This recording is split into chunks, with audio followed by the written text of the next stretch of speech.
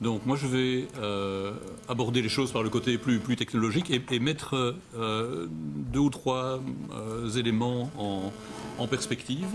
Il y a une chose que je vais préciser aussi, c'est que donc, effectivement j'ai fait quelques prédictions qui sont révélées correctes, mais là où je me suis tout le temps planté, c'est sur le timing en fait. Et donc, en général, je pensais que, bon, voilà, 5 ans, 6 ans, ça irait. Il a toujours fallu 10 ans ou 15 ans. Et donc là, j'ai constamment à côté. Une autre remarque préliminaire que je voudrais faire, Jean Demeung parlait de ces sociétés informatiques qui veulent supprimer l'école et tout remplacer par des tablettes. Alors, je ne sais pas qui c'est. Enfin, si, j'ai des idées, évidemment, mais je ne suis pas là pour donner des messages négatifs sur les concurrents. Mais en tout cas, ce n'est pas du tout la position que nous avons. Je ne me reconnais pas non plus dans les spécifications qu'il donne de la demande de l'entreprise sur les employés. Alors, par exemple, le côté discipliné, nous avions hier une présentation de 2 heures qui était donnée par le responsable Afrique, Moyen-Orient de Microsoft, donc quelqu'un relativement haut dans la hiérarchie. Son premier message, ça a été « Ne faites pas ce qu'on vous demande de faire, faites ce que vous devez, faites ce qu'il faut faire ».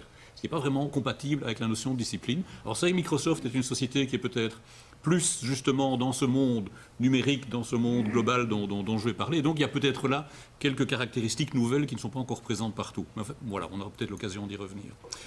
Cette question de la délivrance de la culture ou de la livraison de la culture, je la trouve un peu bizarre au départ en fait.